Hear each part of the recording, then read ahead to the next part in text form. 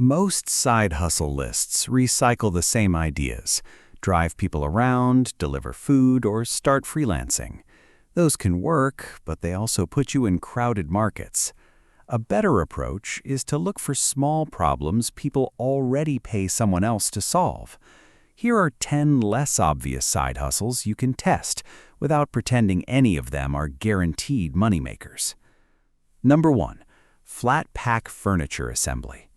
Plenty of people buy desks, beds, shelves, and cabinets that arrive in boxes, then discover that putting them together is the worst part of the purchase. That frustration creates a simple service business. If you're comfortable with basic hand tools, you could specialize in assembling furniture in people's homes. TaskRabbit, for example, currently has an entire furniture assembly category, showing that there is an established market for this type of work. Start with jobs you genuinely know how to handle. Take clear before and after photos, build reviews, and learn how long different pieces typically take. Don't casually expand into electrical, plumbing, or structural work unless you're properly qualified. This hustle becomes more interesting when you specialize. Instead of advertising yourself as a generic handyman, you might become the person people call specifically for home office desks, shelving, or apartment move-ins. Number 2. Personal tech setup for older adults. A new phone may seem simple if you've used smartphones for 20 years. For someone who hasn't, transferring contacts, connecting Bluetooth, setting up a printer, organizing photos, or learning video calls can be genuinely frustrating. You could offer patient, in-person technology help rather than complicated computer repair. The key word is help. Don't present yourself as a cybersecurity expert if you aren't one, and don't ask clients to give you banking passwords or other sensitive credentials. Whenever possible, let the client type passwords themselves while you explain what to do. A good service could include setting up a new device, enlarging accessibility settings, organizing apps, connecting a television to streaming services, or teaching basic scam awareness. This side hustle works best for someone who is technically comfortable, but just as important, patient enough to explain the same step twice without making the customer feel embarrassed. Number 3. Website and app testing. Companies need to know what real people think when they use a website, app, prototype, or checkout process. That's why usability testing platforms recruit ordinary participants to complete tasks while explaining what they're thinking. User testing, for example, currently pays approved participants to test websites, apps, prototypes, and other experiences. The company also makes clear that the number of opportunities depends on customer demand and your demographic profile. That makes this better as occasional extra income than something you should expect to replace a paycheck. To do well, you usually need to communicate clearly. If a button confuses you, explain why. If you expected something to happen and something different happened, say what you expected. You're not trying to give the answer you think the company wants. Your genuine confusion can actually be valuable information. Number 4. Mobile notary work. A notary verifies identities and witnesses certain signatures according to state law. Because people sometimes need documents notarized outside normal business hours, a mobile notary travels to the customer rather than waiting behind a desk. This isn't something you should start tomorrow without preparation. Notary rules, allowed fees, training requirements, background requirements, insurance practices, and commissioning procedures can differ significantly by state. That barrier can actually reduce competition compared with side hustles anyone can join instantly. If this interests you, start with your state's official notary requirements, not a social media video promising easy money. And remember that being a notary doesn't automatically make you a lawyer. Stay within the services you are legally allowed to provide. For the right person, evening and weekend appointments can turn a formal credential into a flexible local service. Number 5. Pet waste removal. This one isn't glamorous, which is precisely why it can work. Dog owners may love their pets while strongly disliking one particular backyard chore. A pet waste removal business solves that problem on a recurring schedule. You don't need to begin with a complicated company. You could test demand in one neighborhood, price the service based on factors such as yard size, number of dogs, and visit frequency, and see whether customers actually return. The business becomes more efficient when several customers live close together. If you're driving 30 minutes between every yard, transportation quietly destroys your profit. If 8 customers are concentrated along one route, the economics can look very different. Check local disposal requirements and think about gloves, sanitation, liability, and insurance before treating the revenue as profit. Sometimes the best side hustles are simply unpleasant jobs that other people would rather pay to avoid. Number 6. Trash bin cleaning. Here's another ordinary problem that can become a recurring service.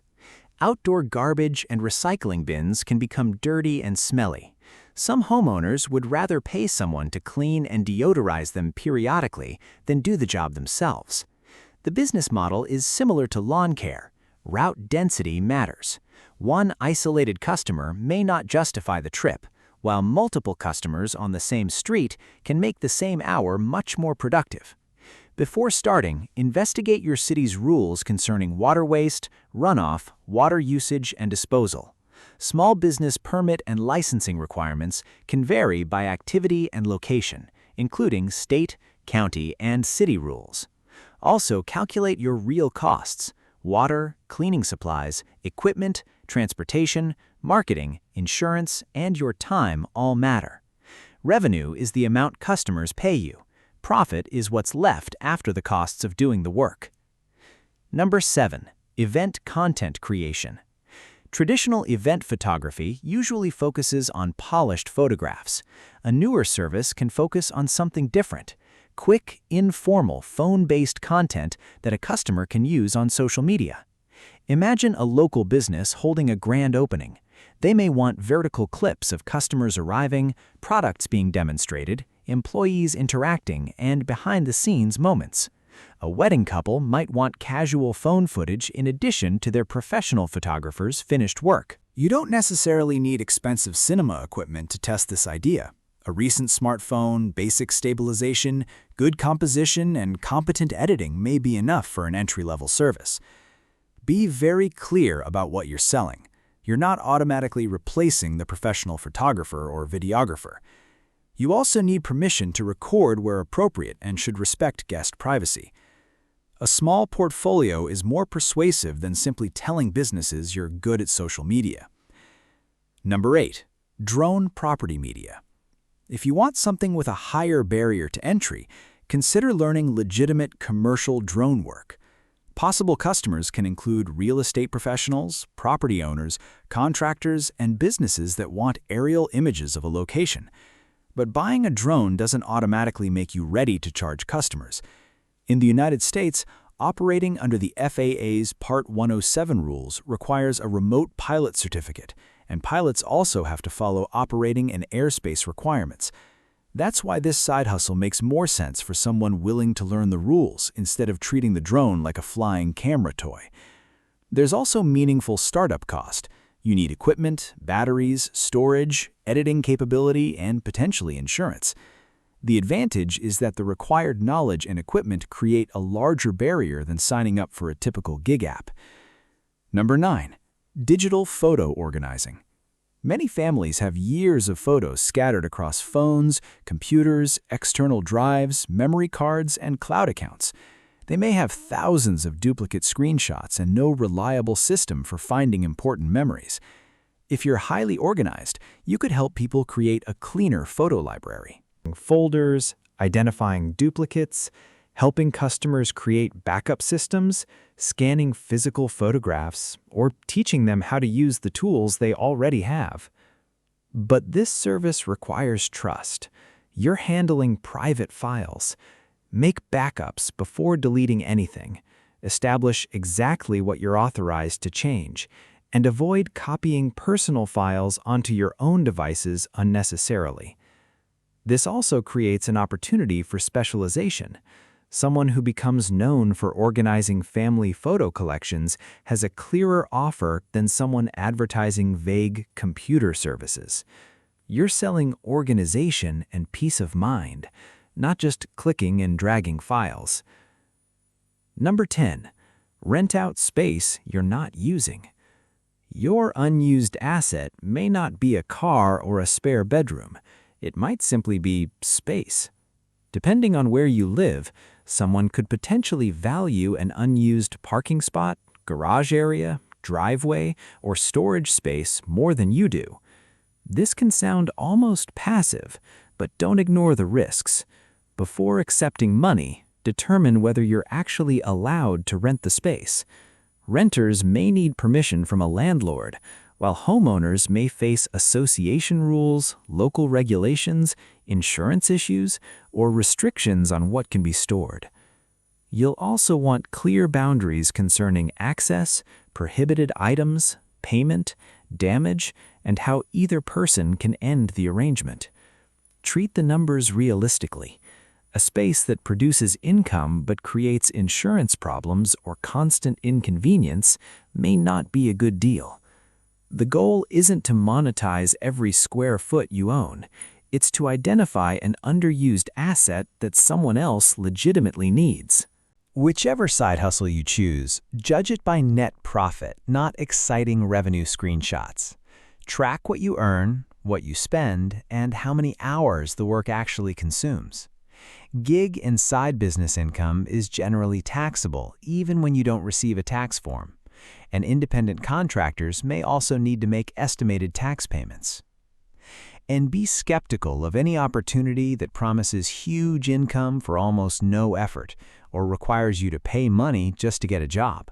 Those are warning signs the Federal Trade Commission specifically tells consumers to watch for. The most useful side hustle isn't necessarily the trendiest one. It's a real problem you can solve reliably at a price that makes sense for both you and the customer. Which of these 10 would you realistically consider trying?